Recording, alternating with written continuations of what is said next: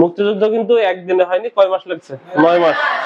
এই 9 মাস স্বাধীনতা যুদ্ধের একটা প্রেক্ষাপটের প্রচুর ইতিহাস আছে, যে ইতিহাসগুলো তৈরি হয়েছে প্রথমত পরীক্ষার কোশ্চেনের উপরে আমাদের পড়া লাগবে কি কি ইতিহাস তৈরি হয়েছে, ঠিক আছে? তোমার প্রথম স্বাধীনতার ইতিহাস কিন্তু বীজ বপন হয়েছে কত সালে, কে বলতে পারবা? স্বাধীনতার না না, আমাদের স্বাধীনতার বীজ বপন হয়েছে 1952 সালের ভাষা আন্দোলনকে কেন্দ্র করে। কারণ হলো কি, এই ভাষা আন্দোলনের ফলে আমরা বুঝতে পেরেছি যে আমাদের সাথে পাকিস্তানের যে বন্ধনটা, এই বন্ধনটা এক না। কারণ তারা ভাষার প্রশ্নে আমাদের রক্ত ঝরিয়েছে, সেহেতু তাদের সাথে আমাদের এক থাকাটা প্রয়োজন। মানে প্রেক্ষাপট তৈরি হয়, আস্তে আস্তে আমাদের একটা সংসারে কি হয়, মনোমালিন্য সৃষ্টি হয় প্রথমে, তারপরে সংসার ভাঙে। তোমাদের রিলেশনের বিষয়টা এরকম। এখন ওই জন্য হয় কি, প্রতিটা জিনিসে একটা সম্পর্কের আগে ডিভাইডেড তৈরি হয়, হলো যে কোনো বিষয়ে মনোমালিন্য সৃষ্টি হয়। আমরা বারবার স্বাধীনতার যুদ্ধটা আসছে কিসের জন্য, বারবার চেষ্টা করেছি তাদের সাথে সামঞ্জস্য আসার জন্য, রাজনৈতিক ভাবে বা এটা রাজনৈতিক সরকারের কাজ কি, সরকারের কাজ হলো সরকার, মানে রাজনৈতিক দলের কাজ হলো সরকার গঠন করা, দেশ শাসন করা। আমাদের বাংলাদেশে সেই সময় যে রাজনৈতিক দলগুলো ছিল বারবার তারা ক্ষমতায় আসছে, কিন্তু তাদের কখনো ক্ষমতা দেয়নি। পাকিস্তানের ইতিহাসটা ছিল এরকম, এখনো সেই ইতিহাসটা বজায় আছে। পাকিস্তানের কোন রাজনৈতিক সরকার 5 বছর মানে ক্ষমতার মেয়াদ পূর্ণ করতে পারেনি। তার আগে হয় কি, হয় সেনাবাহিনী ক্ষমতা দখল করে, নাহলে যে কোনো ভাবে সরকার পড়ে যায়। এই জন্য বলা হয় পৃথিবীর ইতিহাসে সবচেয়ে বেঈমান জাতি হলো পাকিস্তানে যারা রাজনীতি করে তারা। কথা বুঝতে পারছো? কারণ ওরা কখনো ওদের জনগণের কথা ভাবে না, ওরা পলিটিক্যাল স্বার্থের কথা ভাবে। এখনো যেটা ভাবে, ওই 47 সালের থেকে তারা বাংলাদেশ যত ছিল তাদের সাথে, পূর্ব পাকিস্তান পশ্চিম পাকিস্তান, তখন সেই একই ধরনের মূল মানসিকতা তারা পোষণ করতো। এখন আমাদের প্রেক্ষাপট গুলো আসছিল, তুমি যত ভাবা হয় যে 7 মার্চের ভাষণটাকে ধরা হয় যে স্বাধীনতার একটা মূল বক্তব্য হিসাবে ধরা হয়, যে এখান থেকে আমাদের স্বাধীনতার আরো স্প্রেডটা বেড়ে গেছে। আর স্বাধীনতা যুদ্ধে সবচেয়ে বড় অবদান রেখেছে কিন্তু আমাদের ছাত্র সমাজ। কথা বুঝতে পারছো? বাংলাদেশের স্বাধীনতার ইতিহাস নেই, এ টু জেড মানে সকল ইতিহাসে ছাত্র সমাজের একটা বড় ভূমিকা আছে। তার ভেতরে এই ভূমিকাটা দেখো, 7 মার্চের ভাষণ দিয়েছে, তারপর অসহযোগ আন্দোলন শুরু হয়েছে 3 মার্চ থেকে। এই যে অসহযোগ আন্দোলন হওয়ার কারণটা কি, পাকিস্তান সরকারকে সহযোগিতা করবে না। এবারও হাসিনা সরকারের বিরুদ্ধে কিন্তু অসহযোগ আন্দোলনের ডাক দিয়েছিল। তারপরে হলো কি, এক দফায় আসছে। ঠিক এই প্রসেসটা ওই 71 সালে চলেছিল। এই প্রসেসটা হয়েছে কয়দিনে, 35 দিনের না 36 দিনের, 36শে জুলাই বলা হয়। যে এই 36শে জুলাই যেরকম ঘটনা, ওইটা ঠিক আছে 9 মাসের রক্তক্ষরণ হয়েছে।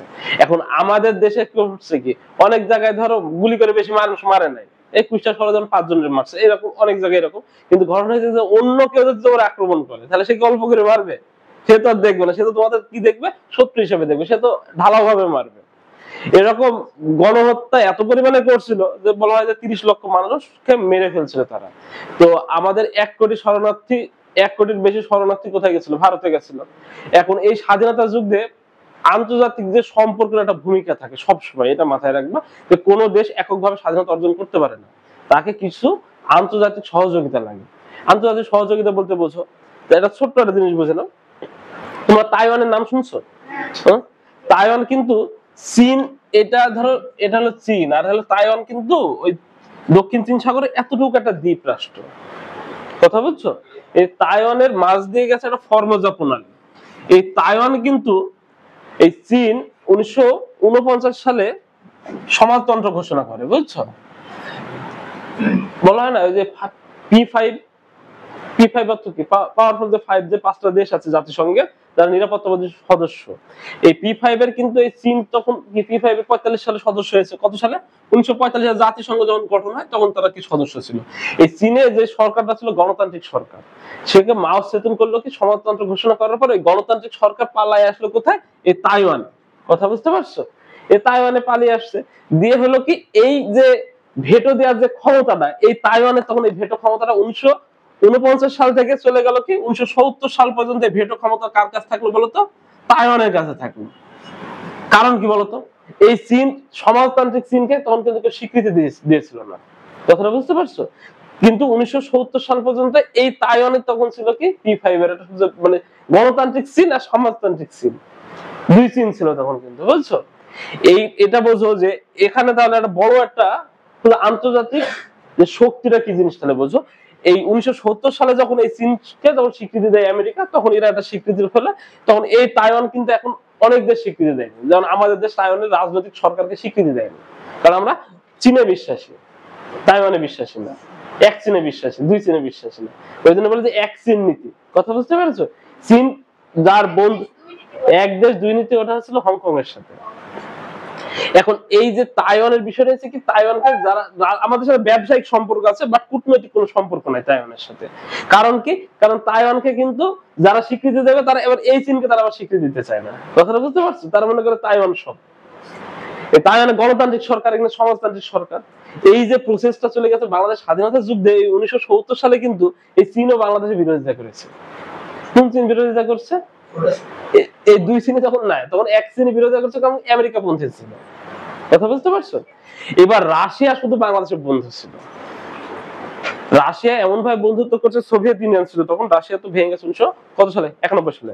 তারাই কিন্তু সোভিয়েত ইউনিয়ন ছিল, যে সোভিয়েত ইউনিয়ন বাংলাদেশকে মুক্তিযুদ্ধে সামগ্রিকভাবে সহযোগিতা করছে। এইভাবে কি আন্তর্জাতিক যে সহযোগিতাটা লাগে, এই যে P5 এ যখন এই P5 যুদ্ধ বন্ধ করার জন্য ভেটো দেয়, কথা বুঝছো? যে যুদ্ধ, বাংলাদেশের যুদ্ধ বন্ধ, বন্ধ মানে কি, আমরা এই যে যেমন ফিলিস্তিন আর ইসরায়েলের যুদ্ধ কি দিয়েছে, সামগ্রিক বন্ধ ঘোষণা করে নাই। তার মানে কি যুদ্ধ বন্ধ মানে এখন যুদ্ধ করা যাবে না, তোমার স্বাধীনতার প্রশ্ন আসে না, জায়গায় স্থির থাকতে হবে, পরবর্তীতে হিসাব হবে সেটা। যদি এরকম হতো কিন্তু আমরা স্বাধীনতা পাতাম না।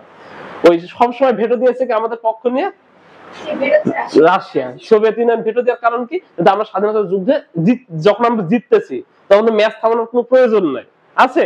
তুমি ধরো 5 গোল দিয়েছো তোমার প্রতিপক্ষকে, 5-0 গোলে তুমি জিতে আসো, তোমাকে কেউ যদি বলে এখন ম্যাচ বহিষ্কার করা হবে, তুমি মেনে নেবা? হ্যাঁ, এই সেম ঘটনা করছে কি, সবসময় সোভিয়েত ইউনিয়ন আমাদের পক্ষ নিয়েছে আর ভেটো দিয়ে গেছে একটা করে। এবার সোভিয়েত ইউনিয়ন কিসের জন্য পক্ষ নিল? সেই সময় পক্ষ নেওয়ার কারণ হলো ভারত। ভারত মুক্তিযুদ্ধে আমাদের সর্বোচ্চ সহযোগিতা করেছে, সেনা দিয়ে, ট্রেনিং দিয়ে, আবার অস্ত্র দিয়ে, তারপর আন্তর্জাতিক ভাবে শক্তি বৃদ্ধি করে। ভারতের তখন প্রধানমন্ত্রী কে ছিল? ইন্দিরা গান্ধী। উনি সবসময় সহযোগিতা করছে একটা কারণেই, পাকিস্তান যদি দুর্বল হয় তাহলে তো কার লাভ? ভারতের লাভ। কারণ ভারতের দুই পাশে পাকিস্তান থাকা মানে, ভারতের ধরো দুই পাশে পাকিস্তান, এই পাশে পাকিস্তান, এই পাশে পাকিস্তান, তো ভারতের একটা বিষয়টা হলো, ভারতের একটা বিষয়টা অন্যরকম লাগে না? দেখো এখন যেভাবে যদি এক পাশ যদি দুর্বল করে ফেলি, তার মানে আর এক পাশ থাকবো। ওরাও চাইছে যে রাজনৈতিক ভাবে ওদের লাভবান হবে, আমরা জনগণ চেয়েছি আমাদের লাভের জন্য। মানে বাংলাদেশের সামগ্রিকভাবে যুদ্ধটা হচ্ছে কি, উপমহাদেশের শান্তি শৃঙ্খলার জন্য আন্দোলনটা হয়েছে। এখনো যদি পাকিস্তান যদি থাকতো তাহলে হয়তো কি জানো, আমরা ভারতকে শত্রু হিসেবে দেখতাম বা তাদের সাথে বন্ধুত্ব থাকতো, আবার পাকিস্তান আমাদের শত্রু থাকতো, এই যে ডোমিনেট যে পিরিয়ডটা, এটা চলতো কি, আমাদের হয়তো শান্তিটা আসতো না। শান্তিটা আসছে কি, আমরা শান্তিতে আছি না, আমাদের নিজের স্বাধীনতা অনুযায়ী কি চলতে পারে না, এটা রাজনৈতিক সিদ্ধান্ত নিতে পারি, কোন দেশের সাথে সম্পর্ক রাখবো, কোথায় বাণিজ্য করবো, এটা আমাদের ইচ্ছা, পারি না আমরা এভাবে। এই ঠিক, কিন্তু এটা তৈরি হয়েছে কিন্তু স্বাধীনতা যুদ্ধের ফলে। এবার স্বাধীনতা যুদ্ধ কয় মাস চলেছিল? 9 মাস। এখন স্বাধীনতা যুদ্ধ নিয়ে যে কোশ্চেনটা আসে, এখন তোমাকে ভাবতে হবে কি টাইপের কোশ্চেন আসে। আমাদের প্রথম যদি কোশ্চেন আসে, আমাদের এখন যদি গুরুত্বপূর্ণ হিসাবে দেখো তুমি, তাহলে আমাদের সেক্টর কমান্ডার গুলোকে নিয়ে একটা গুরুত্বপূর্ণ কোশ্চেন হতে পারে, তাই না? সেক্টর কমান্ডার বলতে কি, 7 মার্চের ভাষণ নিয়ে আমাদের এভাবে কোশ্চেন আসবে না, যেটা তুমি স্বাভাবিকভাবে জানো ওইটাই, যে 7 মার্চের ভাষণ 7 মার্চে দেওয়া হয়েছে। আগে যেমন পড়েছো কয় মিনিটের ভাষণ, কয়টা শব্দ, কয়টা ভাষায় অনুবাদিত হয়েছে, এত যে ডিটেলস গুলো পড়তো না, এখন এই কোশ্চেন আসবে না। তোমার এখন কোশ্চেন আসতে পারে কি, স্বাধীনতা মুক্তিযুদ্ধের ঘোষক কে? মেজর জিয়াউর রহমান। উনি ঘোষণা করছে হলো কি, শেখ মুজিবের পক্ষ থেকে কেউ বলে, আবার ওনারাও ওনাদের মতন করবেন, এটা পলিটিক্যাল বিষয়। কিন্তু বিষয়টা হয়েছে কি, আমরা সামগ্রিকভাবে জানা উচিত যে স্বাধীনতা ঘোষণা দেওয়া হয়েছে। কে দিয়েছে? রাষ্ট্র এখন স্বীকৃতি দিয়েছে, জিয়াউর রহমান দিয়েছে। কথাটা বুঝতে পারছো? মেজর জিয়াউর রহমান স্বাধীনতার ঘোষণা দিয়েছিল কালুরঘাট বেতার কেন্দ্র থেকে। এটা কোথায় কি বলতে পারবো? চট্টগ্রামে। এই কালুরঘাট বেতার কেন্দ্র থেকে যে স্বাধীনতা ঘোষণাটা দেওয়া হয়েছিল, তারপর থেকে সামগ্রিকভাবে স্বাধীনতার যে আন্দোলন, এই মুভমেন্টটা তখন তৈরি হয়। কিন্তু বুঝতে হবে যে পৃথিবীতে দুইটা দেশ স্বাধীনতার ঘোষণাপত্র দেওয়ার পরে, স্বাধীনতার ঘোষণাপত্র, এই যে বলো না জুলাই ঘোষণাপত্র, এই ঘোষণাপত্রটা কারণটা কি, এটা কি জানো? ঘোষণাপত্রটা কেন দেয়? ঘোষণাপত্রের অর্থ হলো এরকম যে, ঘোষণাপত্র কেন আমি স্বাধীনতা চাই আর কেন আমাকে স্বাধীন হতে হবে, এই জিনিসটা ঘোষণাপত্রে লেখা থাকে। পৃথিবীতে দুইটা দেশের হলো স্বাধীনতা ঘোষণাপত্র আছে, একটা হলো কোথায়? মার্কিন যুক্তরাষ্ট্রের, একটা বাংলাদেশের। মার্কিন যুক্তরাষ্ট্র যখন স্বাধীনতার জন্য আন্দোলন চলে 1776 সালের দিকে, তখন জর্জ ওয়াশিংটন এরা করে কি, এক জায়গায় বসে তারা স্বাধীনতা ঘোষণাপত্র পাঠ করে, যে কেন আমরা ব্রিটেনের বিরোধিতা করতেছি এবং স্বাধীনতা চাই। কথাটা বুঝছো? তখন আমেরিকার অঙ্গরাজ্য ছিল, যে 13টা অঙ্গরাজ্য ছিল, তারা 13টা অঙ্গরাজ্য সব সময় তারা কিসের জন্য স্বাধীনতা চায়, কেন তারা স্বাধীনতার আন্দোলনটা করতেছে, কাদের বিরুদ্ধে করতেছে, কেন করবে, টোটাল ঘোষণাপত্র লেখা ছিল। আমাদের একটা স্বাধীনতা ঘোষণাপত্র আছে। আমাদের স্বাধীনতা ঘোষণাপত্রটা 1971 সালে 10 এপ্রিল ঘোষণাপত্র করা হয়, আর 17 এপ্রিল ঘোষণাপত্র পাঠ করা হয়। কথাটা বুঝতে পারছো? কোথায়? মুজিবনগর সরকার। এখন যদি মুজিবনগর সরকারটা কেন তৈরি হয়েছে এটা কি বলতে পারবা? মুজিবনগর সরকারটা যদি তৈরি না হতো তাহলে আমাদের কি হতো? আমাদের হতো কি, একটা গৃহযুদ্ধ হতো। এটাকে পাকিস্তান সরকার বলতে পারতো কি, বাংলাদেশে গৃহযুদ্ধ হচ্ছে। ঘরের ভেতর ঘরে যুদ্ধ করো না। আর যখন তুমি ঘোষণাপত্র দিলা, তার মানে কি, আমি স্বাধীনতা চাই, আমি মুক্তি চাই। কিসের জন্য মুক্তি চাই? আমাকেও আমার ভাই হিসাবে মানে না, আমার সে মারতেছে, সেজন্য আমি তার কাছ থেকে মুক্তি চাই। এবার আমার পক্ষে আপনারা কারা আছেন, তারা পক্ষে আসুন। ঘোষণা হলো এরকম। এই জন্য আমাদের কি হয়েছে? স্বাধীনতা ঘোষণাপত্র পাঠ করা হয়েছে। কথাটা বুঝতে পারছো? এবার তোমাকে এটা ভাবতে হবে, তাহলে স্বাধীনতা ঘোষণাপত্র পাঠ করার মাধ্যমে থেকে আরেকটা ঘটনা আসে কি, তারপরে এই ঘোষণাপত্র যখন মুজিবনগর সরকার পাঠ করলো, তখন আসলো কি, সেক্টর কমান্ডার হিসেবে ভাগ করলো। বাংলাদেশ সামগ্রিকভাবে মুক্তিযুদ্ধের সেনাপতি বানালো কাকে বলতো? জেনারেল উসমানীকে, আতাউল গনি উসমানী। এই যেমন আতাউল গনি উসমানীর একটা ডাক নাম ছিল, তাকে বলা হতো পাপ্পা টাইগার। নাম জানো কেউ? পাপ্পা টাইগার বলা হতো। কিসের জন্য জানো? 1965 সালে ভারত পাকিস্তান একটা যুদ্ধ হয়েছিল। ওই যুদ্ধে ওনার বীরত্বপূর্ণ যুদ্ধে যে সামরিক ভাবে যে উনি বীরত্ব দেখেছিল, ওই বীরত্বের জন্য ওনাকে পাপ্পা টাইগার ডাকা হতো। উনি একজন খুব মানে ক্রিটিক্যাল মাইন্ড আর অ্যাগ্রেসিভ একজন যোদ্ধা, যার যুদ্ধ পরিকল্পনা ছিল অসাধারণ। কারণ পাকিস্তানের ফিল্ড পর্যায়ে যারা যুদ্ধ করেছিল, তারা কিন্তু বাংলাদেশ স্বাধীনতার যুদ্ধে অবদান রেখেছে। বাংলাদেশের যে মেজর জিয়াউর রহমান থেকে শুরু করে অসাধারণ বীরত্বের সাথে যুদ্ধ করেছে এরা। এদের যুদ্ধের যদি ইতিহাস, মানে তুমি যদি একজন একজন করে স্পেসিফিক যদি পড়ো কখনো, বুঝতে পারবে যে এদের দেশপ্রেম কোন মাপের আর তোমার দেশ কোন মাপের। দেশপ্রেম যে কি জিনিস। কর্নেল তাহের, ওনার যুদ্ধক্ষেত্রে একটা পা উড়ে গেছিল। কথা বুঝতে পারছো? তারপরে উনি যুদ্ধ করা বন্ধ করে নাই। ওনার একটা পা উড়ে গেছে, তারপর উনি যুদ্ধ, ওনার মেশিন গান ফেলে নাই হাত থেকে, অস্ত্র ফেলে নাই। আর তোমার তো পা উড়ে গেলে কিন্তু আব্বা আম্মা মিলে হসপিটালে চলে যাওয়া যাবে, ঠিক আছে? মানে বুঝতে হবে দেশপ্রেম জিনিসটা কি। হ্যাঁ, কিন্তু যাওয়া তো কষ্ট হয়ে যাবে তোমার। একটু এটা একটু আগায় দাও একজন দিয়ে আবার।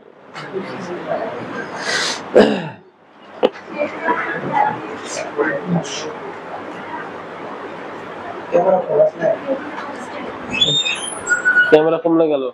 ঠিক আছে, পাওয়া যাবে। এবার শোনো, তারপরে উনি ভাগ করলো কি, আমাদের পুরো বাংলাদেশটাকে কয়টা সেক্টরে ভাগ করলো? 11টা সেক্টরে ভাগ করলো। এবার 11টা সেক্টরে 11 জন সেক্টর প্রধান দিল, আবার সাব সেক্টর বানালো কয়টা? 64টা সাব সেক্টর বানালো। সাব সেক্টরের কাজ কি? ওই সেক্টর গুলোকে আরো ছোট করে দিল, যাতে যুদ্ধ পরিচালনা করতে যেন সহজ হয়। যুদ্ধ পরিকল্পনা করতে গেলে এখানে একটা শুধু ব্যতিক্রম সেক্টর ছিল। কয় নম্বর সেক্টর সেটাকে বলতে পারবা? 10 নম্বর সেক্টরটা। আমরা যদি সেক্টর গুলো যদি একটু যদি দেখানো যায় বাংলাদেশের ম্যাপে, তাহলে দেখি কোন সেক্টরটা ছিল। হয়েছে একটু নাকি? হ্যাঁ হ্যাঁ, সুন্দর করেছে। হ্যাঁ, আমার মতন সুন্দর হয়েছে। শোনো, পার্বত্য চট্টগ্রামটা ছিল 1 নম্বর সেক্টরে। কয় নম্বর সেক্টরে? পরীক্ষায় কিন্তু আসে 1 নম্বর সেক্টর কোনটা ছিল। তাহলে পার্বত্য চট্টগ্রাম বলতে এই লেজটা ধরবা 1 নম্বর সেক্টর। কথাটা বুঝবা, লেখার দরকার নেই, এগুলো তোমাদের সব আছে শীতে, লেখে সময় নষ্ট করো না। পার্বত্য 1 নম্বর সেক্টর ছিল কোনটা? পার্বত্য চট্টগ্রাম। এবার 2 নম্বর সেক্টর যদি থাকে, তাহলে ঢাকা ছিল 2 নম্বর সেক্টরে। কথাটা বুঝতে পারছো? পরীক্ষায় কোশ্চেন আছে ঢাকা কয় নম্বর সেক্টরে ছিল। আবার আরেকটা কোশ্চেন আছে ক্ল্যাকটন বলে একটা ছিল, পড়ছো কখনো? ওইটা ছিল ঢাকায়, ঢাকা কেন্দ্রিক। ওরা মানে ওইটা ছিল কিরকম, ধরো মুক্তিযুদ্ধের বড় অবদান রেখেছিল ক্ল্যাকটনের সদস্যরা। ওরা ছিল তরুণ তোমাদের মতন। ওরা কিন্তু হঠাৎ এসে একটা আক্রমণ করে চলে যেত। গ্রেনেডের ধরো সরকারি অফিস গুলোতে ওরা আক্রমণ করতো, গেরিলা কায়দায় এসে করতো কি, ধরো এখানে ধরো কোচিং এসে হঠাৎ 2টা বম মেরে দিয়ে চলে গেল। এই জিনিসগুলো করে মানে দ্রুত একটা ঢাকার ভেতরে মুভমেন্ট। কি ঢাকা সবসময় একটা জিনিস মনে রাখবা, রাজনৈতিক ক্ষেত্রে বা সকল ক্ষেত্রে ঢাকা যার দখলে, সারা বাংলাদেশ তার দখলে। কারণটা কি বলতো? বাংলাদেশ ব্যাংক কোথায়? জাতীয় চিড়িয়াখানা কোথায়? সংসদ ভবন কোথায়? সব ঢাকায়। আমরা শুধু এই ডেংরা কানাগুলো এইসব এলাকায়, বুঝছো? এখন টাকা টাকা সবকিছু যদি ঢাকায় থাকে, মন্ত্রণালয় গুলো সবকিছু ঢাকায়, তার মানে ঢাকা যার দখলে সারা বাংলাদেশ তার দখলে। এই সেম এই নীতিটা পালন করেছিল সেই সময় পাকিস্তান সরকার। ঢাকাটাকে পুরো ব্লকেট করে রেখেছিল। তো ঢাকার ভিতরে মানুষজনকে নির্যাতন করবার সিস্টেম, মানে ওখানে কোনোভাবে আন্দোলন মুভমেন্ট তৈরি করা যায়নি। কিন্তু এই ক্লাকপাটনের সদস্যরা এরা খুবই বীরত্বের সাথে এই আন্দোলনটা করছিল। তারপরে ক্লাকপাটনের সদস্য অনেকগুলো আছে, রুমি টুমির নাম শোনো নাই? পড়ো না এগুলো? এগুলো পড়বা, গল্পগুলোতে হেবি সুন্দর সুন্দর গল্প আছে। তার মানে ঢাকা কয় নম্বর সেক্টরে ছিল? 2 নম্বর সেক্টরে ছিল। এবার আমি যদি বলি মজিবনগর কয় নম্বর সেক্টরে ছিল? এটা 8 নম্বর সেক্টরে। ঠিক আছে, বরিশাল এই অঞ্চলটা ছিল 7 নম্বর সেক্টরে। এই যে এখানে ময়মনসিংহ হলো 11 নম্বর সেক্টরে। ঠিক আছে, এটি 6, 7, 8, 9। আচ্ছা না, 9 নম্বর তো, হ্যাঁ 9 নম্বর এখানে ছিল। এখানে ছিল 2, 3, 4, 5 এরকম সব এদিকে ছোট ছোট সেক্টর গুলো ছিল। শোনো, 7টা পরে যাবে এখানে 9, এখানে 7। এবার একটা ঘটনা শোনো, তোমার এখান থেকে মনে রাখতে হবে তোমার যেটা বলছো। ও সরি, উল্টা হয়ে গেছে। এবার ঠিক আছে।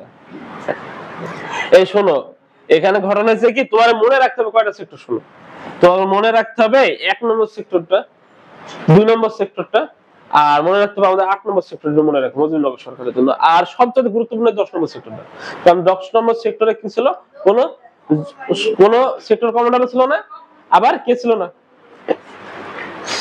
এখান থেকে তুমি যদি পড়ো, প্রথমে তুমি তোমাদের স্বাধীনতার ইতিহাসটা একটু দেখবা। ঠিক আছে, জাতীয় পতাকা কবে উত্তোলন করা হয় এগুলো একটু দেখবা।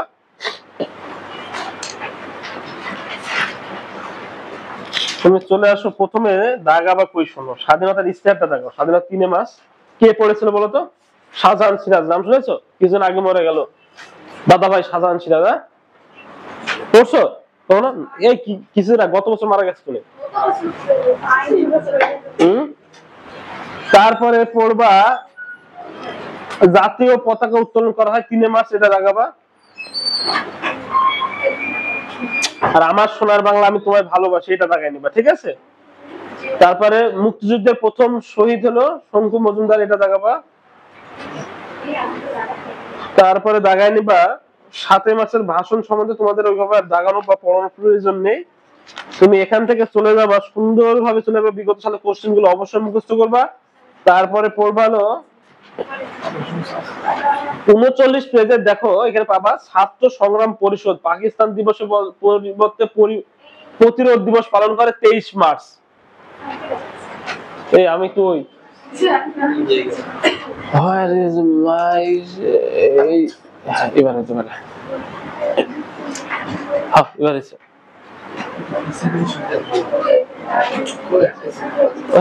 কম বেশি কালো কালো লাগতেছে, সমস্যা নেই। এই শোনো, অসহযোগ আন্দোলন শেষ হয় স্বাধীনতা ঘোষণাপত্রের মাধ্যম দিয়ে, এটা দাগায় নিবা। ঠিক আছে,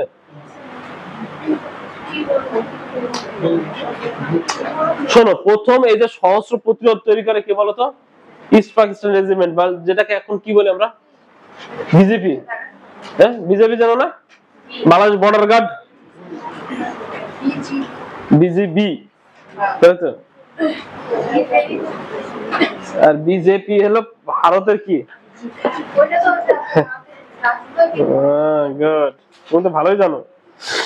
সহস্র প্রতিরোধ দিবসটা এটা একটু দাগায় নিবা। ঠিক আছে, ইস্ট বেঙ্গল রেজিমেন্টে বাংলাদেশ সৈনিকরা প্রথম সহস্র প্রতিরোধ করে গাজীপুর থেকে শুরু হয়। ঠিক আছে, এটা দেখাবা।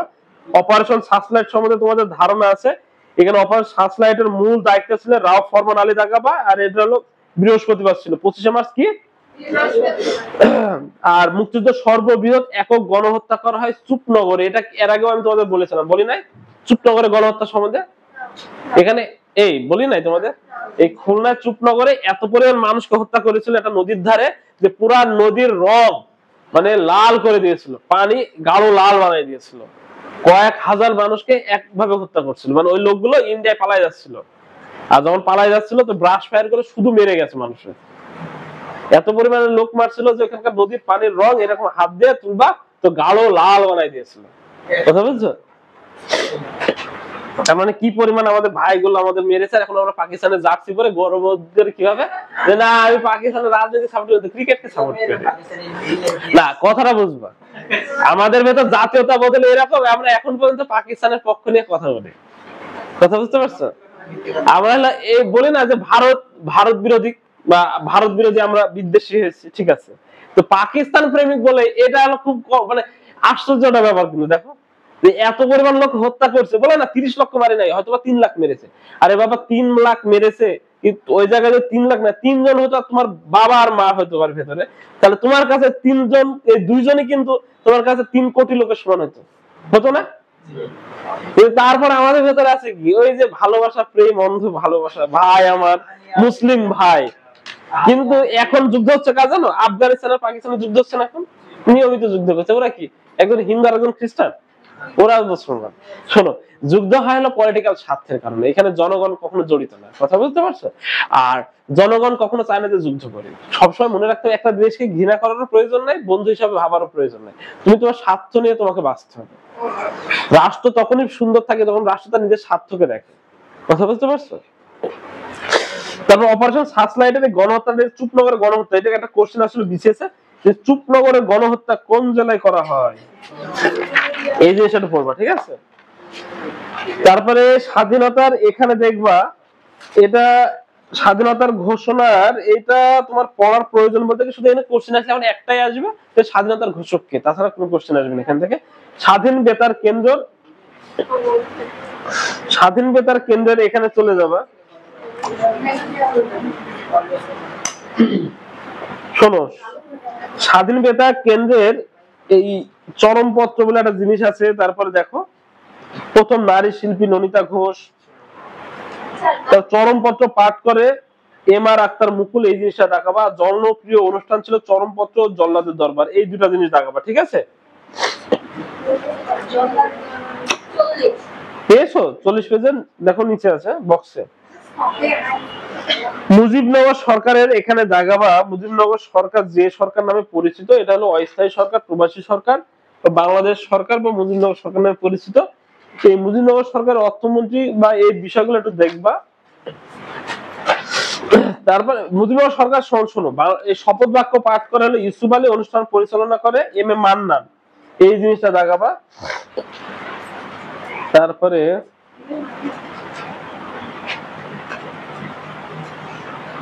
আর মুজিবনগর অস্থায়ী সরকারের রাষ্ট্রপতি কে ছিল বলতো?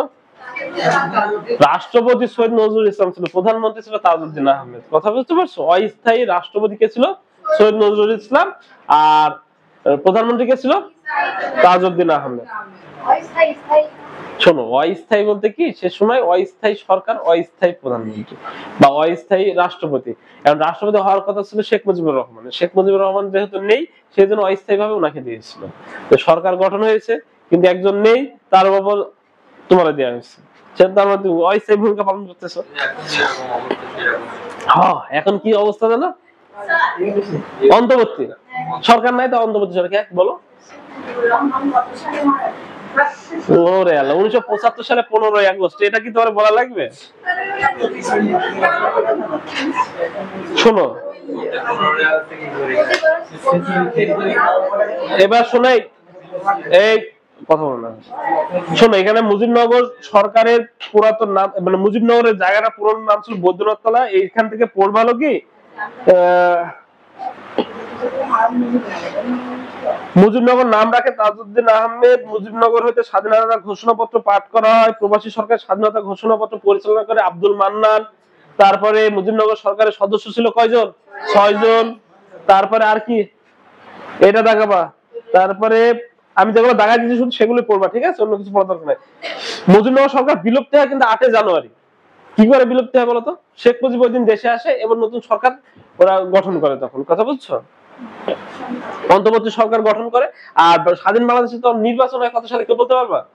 1973 সালে 7 মার্চ এই দিন আবার নির্বাচন হয়।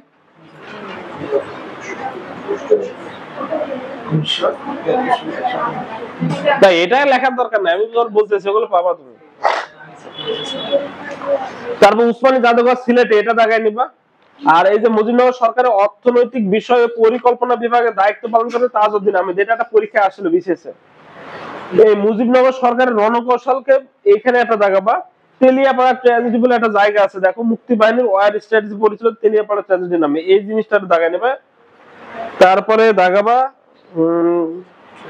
চট্টগ্রামের অধিনায়ক ছিল মেজর জিয়াউর রহমান, কুমিল্লার অধিনায়ক ছিল খালেদ মোশাররফ আর শফিউল্লাহ। 3টা ফোর্স তৈরি করেছিল, বুঝছো? জেড ফোর্স, কে ফোর্স আর এস ফোর্স। এই জেড এর ছিল কি জিয়াউর রহমান, ঠিক আছে?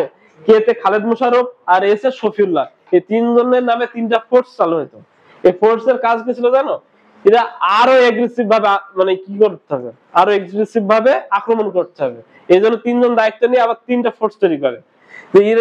ইউটিউবে ভিডিও আছে তো, এই যে শফিউল্লাহ বিজয় মুক্তিযুদ্ধের সময় কিছু কিছু ভিডিও আছে, ওগুলো দেখবা। ক্লিয়ার ভিডিও আছে না? তোমার ইতিহাস যদি সাদা কালো হয়, তুমি কি রঙিন ইতিহাস তৈরি করতে পারবা? রঙিন ইতিহাসটা তুমি তৈরি করবা। তুমি সাদা কালো দেখবা, দেখলে নিজের ভেতর ভালো লাগবে এগুলো। এই তিনটা ফোর্স তৈরি হয়েছিল, এই তিনটা ফোর্স অবশ্যই বলে মনে রাখবা কিন্তু, বুঝছো? জেড ফোর্স, কে ফোর্স আর এস ফোর্স, ঠিক আছে?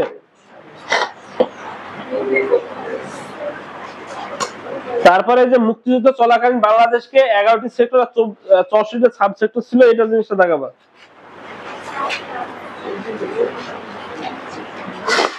এখানে শুধু দাগাবান যেটা বলি শুনে, 1 নম্বর সেক্টরটা দাগাবা, 2 নম্বর সেক্টরটা দাগায় নিবা, তারপরে দাগাবা হলো 8 নম্বর সেক্টরটা দাগাবা, 10 নম্বর সেক্টরটা দাগায় নিবা, ঠিক আছে?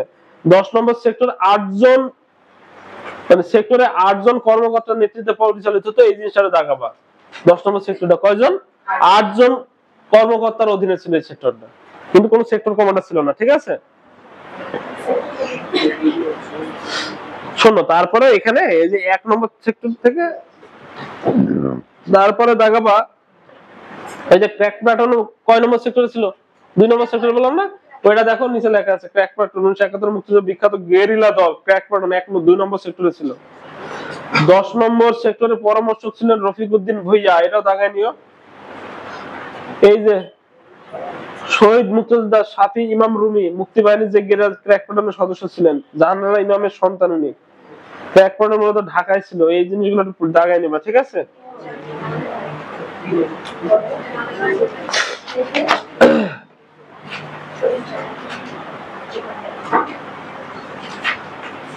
তারপরে দাগাবা মুক্তিযুদ্ধে বিদেশি শক্তি যে প্রচারণাটা করছে। শোনো, মুক্তিযুদ্ধে মুজিবনগর সরকার কোথা থেকে পরিচালিত হতো জানো কেউ?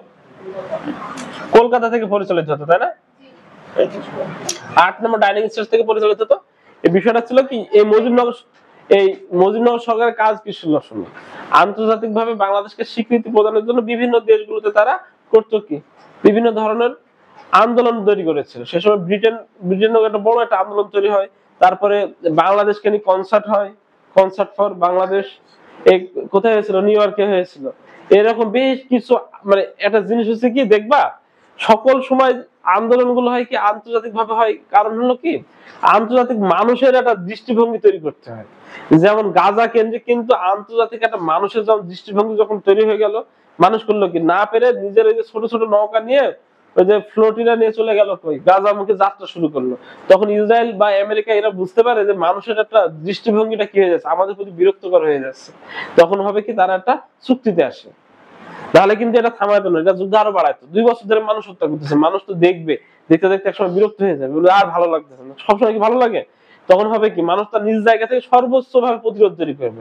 এখন যদি আমাদের দেশে কেউ যদি শোনে যে ইসরায়েলে 2টো লোক পাইছো, তো বাড়াই মেরে ফেলবে না? যদি শোনে যে এই জায়গায় পাইছে, এই বিষয়টা যখন ওদের ভাবে আন্তর্জাতিক ভাবে ওরা হেনস্থার শিকার হচ্ছে, হেনস্থা যখন হতে থাকতেছে, তখন দেখতে থাক, তাহলে এখন মানুষের দৃষ্টিভঙ্গিটা অন্যভাবে উঠায়নি।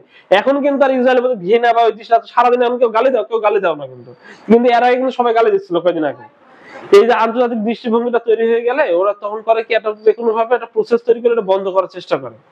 এবং সেম বাংলাদেশের মুক্তিযুদ্ধ কেন্দ্রিক আন্তর্জাতিক একটা দৃষ্টিভঙ্গি তৈরি করার চেষ্টা করা হচ্ছিল। সেই জন্য বিভিন্ন দেশে এই মুজিবনগর সরকার প্রতিনিধি তৈরি করে, বিভিন্ন দেশে সেসব প্রতিনিধিগুলো যায় বা তারা রাজনৈতিক ভাবে আলাপ আলোচনা করে। যেমন এরকম একটা ঘটনা আসছে কি,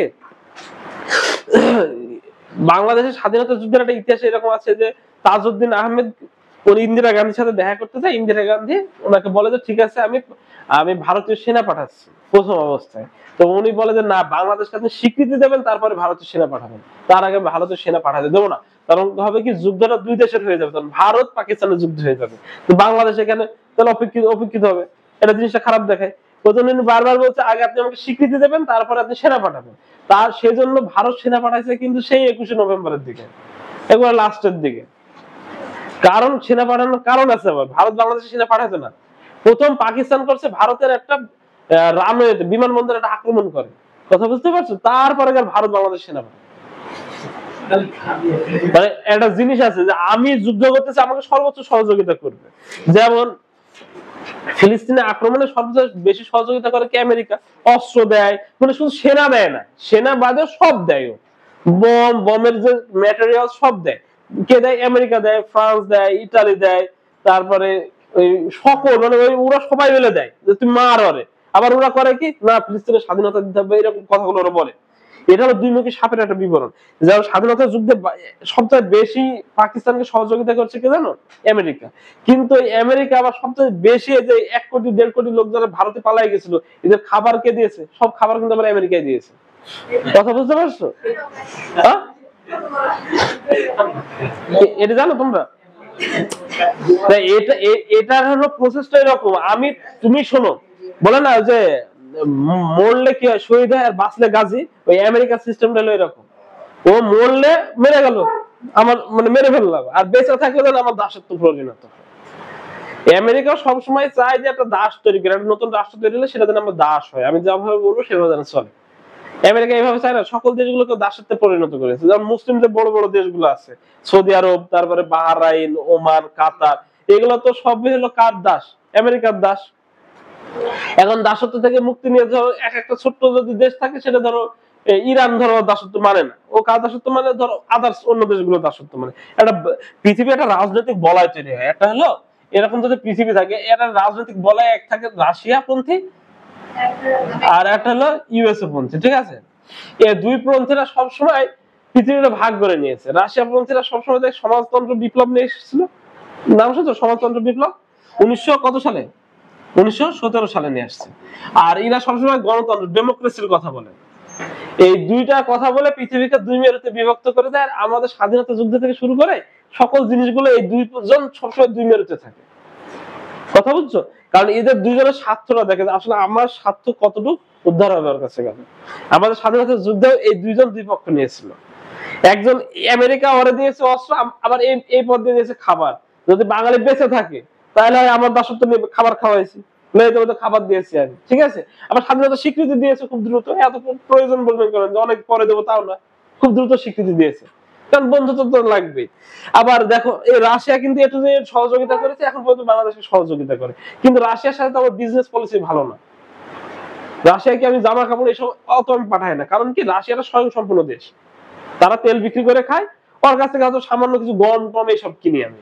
কিন্তু আমেরিকা আমার সবচেয়ে বড় বাজার, কিসের বাজার? তৈরি পোশাকের বাজার। কথা বুঝতে পারছো? আমেরিকায় জামের পাতাও বিক্রি হয়, কিন্তু জানো এটা? জামের পাতা ওই যে সুপার মার্কেটে বিক্রি হয়। ওগুলো যা প্রয়োজন সব সুপার মার্কেটে পাওয়া, সবে বাংলাদেশ বা ইন্ডিয়ার মতন এইসব দেশগুলো থেকে যায়। মানে গরিব দেশগুলোর কাজ হলো ওদের সেবা করা। সেবা কিভাবে করে মানুষজন? গা টিপলে কি সেবা হয়? খাবার দিলে কত কিছু দিয়ে সেবা হয়, সেবা হয় না? ওই টাইপের সেবা করা। আমরা তো দাস। আমি এর আগে তোমাদের কি আগের হয়তো তোমাদের একদিন বোঝাইছিলাম যে আমরা কিভাবে মেন্টালি ভাবে দাস পরিণত হয়েছি। আমাদেরকে দাস বানিয়ে রাখা হয়, লেখাপড়ার এই যে সিস্টেম করে আমাদের দাস বানাইছে। আমরা যেন ভালো দাস হতে পারি, ওই জন্য কি ভালোভাবে লেখাপড়া করি। না, আমরা তো দাস হতে চেষ্টা করি। আমরা কি যারা লেখাপড়া করি, আমরা ভালো দাস হবো বলে, যে ভালো লেখাপড়া করে তাকে আমরা কি দিই? গুড দিই, ভেরি গুড বলি না? কারণ কে তো দাসত্ব প্রমাণ করি আমরা লেখাপড়া করে। কিন্তু দেখো এই যে সরকারি যারা বড় কর্মকর্তা, ডিসি, এই যে কুষ্টিয়া জেলার ডিসি, ইনি একজন দাস। কার দাস? রাষ্ট্রের দাস। রাষ্ট্রে কার দাস? দেখো প্রধানমন্ত্রীর দাস হয়। শেখ হাসিনা যখন ছিল দেশে ক্ষমতায়, উনার দাসত্ব কি সবাই দাসত্ব পরিণত হয়েছে। এই দাসত্ববোধ তৈরি করার জন্য এই লেখাপড়ার প্রসেস তৈরি করা, পরীক্ষার প্রসেস তৈরি করা, ভালো দামি দাস পাওয়ার জন্য করে কি ভালোভাবে পরীক্ষা দিতে হবে, এখানে ভালো ভালো দামি দাস পাওয়া যাবে। এই যে প্রসেস গুলো আমাদের স্বাধীনতা যুদ্ধে দাসত্ব থেকে মুক্তি নেওয়ার জন্য করেছি। আবার পরবর্তীতে শেখ মুজিবকে হত্যা হয় বা আমাদের দেশের বিশৃঙ্খলা সবসময় লেগে থাকে। কথা বুঝতে পারছো? এই জন্য হুমায়ুন আহমেদ গেছে না তোমরা, লেখক হুমায়ুন আহমেদকে একবার জিজ্ঞেস করছে যে বাংলাদেশের রাজনীতি নিয়ে আপনার মতামত কি? বলতে বাংলাদেশে কালবৈশাখী ঝড় যেরকম হয়, এই দেশে কালবৈশাখী ঝড় হয়, সাইক্লোন হয়, সে দেশের রাজনীতিতে এরকম ঝড় সাইক্লোন টর্নেডো থাকবে। এই নিয়ে আমাদের অত মাথা ব্যথা করার দরকার নেই। কথা বুঝতে পারছো? এই ঝড় টর হতে হতে প্রকৃতি একসময় শান্ত হয়ে যায় না? আমাদের দেশ একসময় শান্ত হয়ে যাবে। এই জন্য কখনো এইসব নিয়ে মাথা ঘামাবো না যে দেশ কি হলো না হলো, এইসব নিয়ে তোমার ব্যাপার না। তুমি একজন সৎ নাগরিক হবা, এটাই চেষ্টা করবে, আর একজন ভালো দাস। শোনো, মুক্তিযুদ্ধ প্রচারণার জন্য সবচেয়ে কনসার্ট ফর বাংলাদেশের এই বিষয়টা আসছে, কনসার্ট ফর বাংলাদেশের শিল্পী সহযোগিতা করছে কি বা কোথায় হয়েছে, আর্ট সাইমন ডিং কোন পত্রিকা কি ছিল, সাংবাদিক ছিল, দেখো তো আছে না এগুলো। বিদেশে মুক্তিযুদ্ধের প্রচারণা দেখো তো, পেয়েছো এটা। বহির্বিশ্বে সর্বপ্রথম বাংলাদেশকে সংগঠিত পাকিস্তানের এই যে বর্বরতা তুলে ধরেছিল কে, সাইমন ডিং, ইনি একজন ব্রিটিশ সাংবাদিক ছিল। এটা কিন্তু এবার পরীক্ষা আসছিল যে সাইমন ডিং কোন দেশের সাংবাদিক ছিল, পাইছে এটা। উনি ছিল লন্ডন ভিত্তিক ডেইলি টেলিগ্রাম পত্রিকা, দেখো পেয়েছো। এই সাইমন ডিং এর বিষয়টা একটু পড়বা। তারপরে পড়বা হলো দুইজন শিল্পীদের সহযোগিতা কি হয়েছিল কনসার্ট ফর বাংলাদেশ। একজন হলো জর্জ হ্যারিসন। এই জর্জ হ্যারিসন কিন্তু একজন বিখ্যাত শিল্পী, বুঝছো। মনে করো কি আমাদের জন্য গান গাইছে, তার মানে হয়তো ছোটখাটো শিল্পী তা না। ওনার যে ব্র্যান্ড, ওই ব্র্যান্ড কিন্তু বিটলস, ওই ব্র্যান্ড কিন্তু আমেরিকার সবচেয়ে জনপ্রিয় ব্র্যান্ড ছিল সেই সময়। এখন বাংলাদেশে কি ব্র্যান্ড আছে বলতো? এই যে জেমস আছে না, বাংলাদেশ বড় ব্র্যান্ড শিল্পী, এর উপর তো বাংলাদেশে কেউ নাই। কিন্তু জেমসকে ধরো আমরা একটু ভালো মানি, ওই ঠিক সেই টাইমে উনি সবচেয়ে বিখ্যাত শিল্পী ছিল আমেরিকার। তার মতো একজন শিল্পী যে আমাদের জন্য কি গাইছিল, একটা গান গিয়েছিল। গানটা শুনেছে কেউ? বাংলাদেশ ও বাংলাদেশ বলে একটা গান আছে, গানটা শুনবা। এইসব গান শুনে কি শোনো তুমি? তোমার ইতিহাস শোনো। আমার কথা হচ্ছে কি, এখন তুমি বসবাস করো প্রযুক্তির যুগে। তুমি একটা মেয়ে বলে তুমি কিছু, আমি তো এই জিনিসটা তোমাদের আজ বোঝাতে পারবো, প্রযুক্তির যুগে বসবাস করে এইসব জিনিসগুলো সার্চ দিবা, দেখবা আসলে একটা গান কি গান গিয়েছে, আমাকে দেখতে হবে না বিষয়টা, আসলে লোকজন কেমন হয়েছিল গানটায়। এই যে তারপর জর্জ হ্যারিসনের বিষয়টা পড়বা, পণ্ডিত রবিশঙ্করের বিষয়টা পড়বা।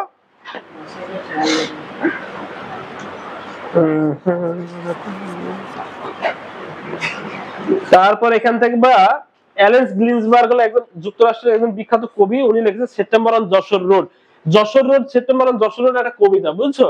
ইনি কলকাতা থেকে, উনি শোনো, যশোর থেকে কলকাতা দূরত্ব কত জানো?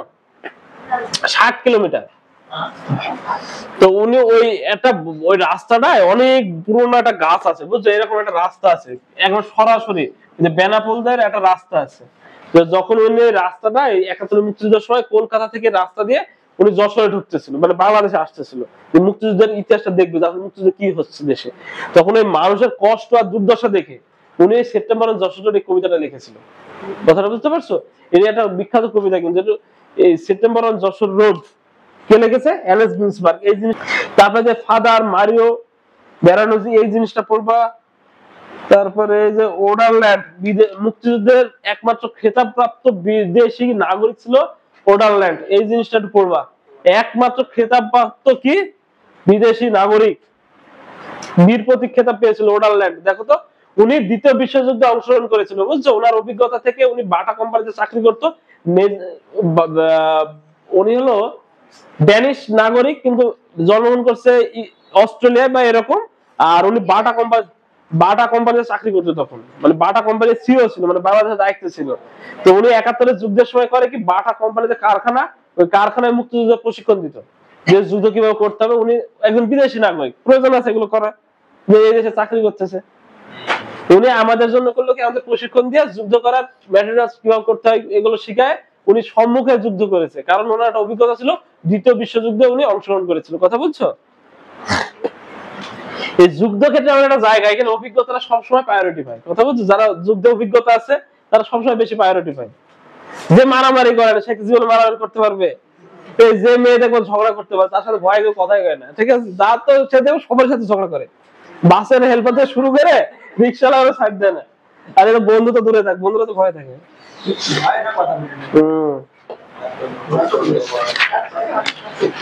তারপরে এখানে এসে দেখবা মুক্তিযুদ্ধ মুদ্রা ও ডাক টিকিট, ঠিক আছে। বাংলাদেশে প্রথম মুজিবনগর ডাক টিকিট ডিজাইন করে বিমান মল্লিক, এই জিনিসটা দাগায় নিবা, ঠিক আছে। তারপরে দাগাবা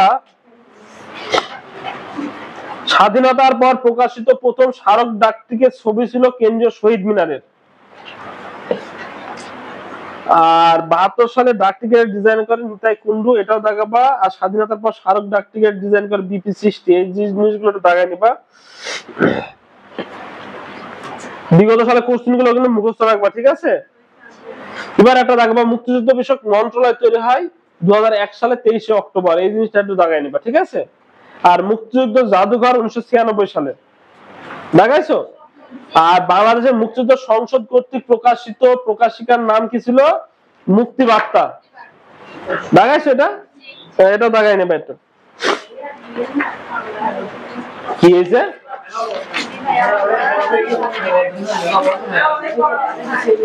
তাই না?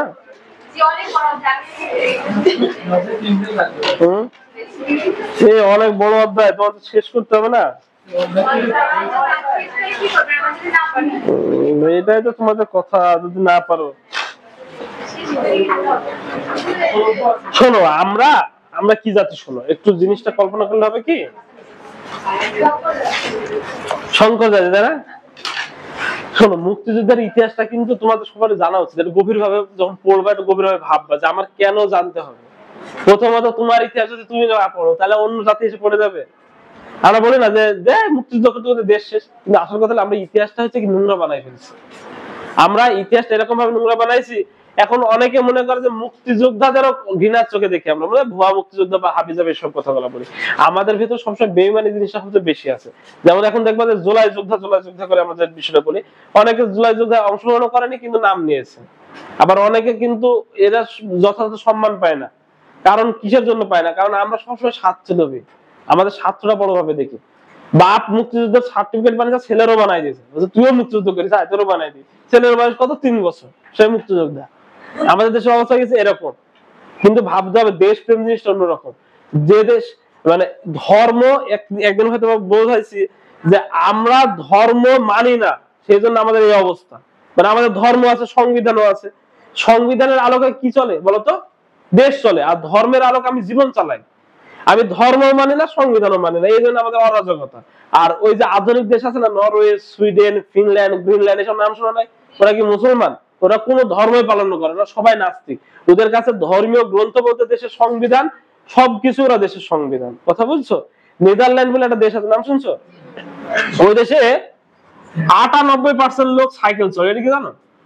হ্যাঁ, 98% লোক সাইকেল চলে কাজ কাম করে, 2% শুধু গাড়ি চলে। গাড়ি কারা চলে জানো? অ্যাম্বুলেন্স আছে না, ফায়ার সার্ভিসের গাড়ি, এগুলো। কারণ ওদের কি গাড়ি কেনার টাকা নাই? টাকা আছে, বাট হলো কি নাই আমাদের মতন। এই যে বললাম দেশপ্রেম, ওদের হলো কি, আমাদের যদি গাড়ি টাকা থাকলে 10টা গাড়ি কেনে না, দুর্নীতির টাকায় 10টা গাড়ি কেনে, 20টা বাড়ি বানায়। কথা বলে। কিন্তু সবসময় মনে রাখবা যে মৃত্যু এমন একটা জিনিস, এ যখন আসবে, কেউ আর গাড়ি বাড়ি সবকিছু ছুঁয়ে দিলেও মৃত্যু আর কখনো পার পাবা।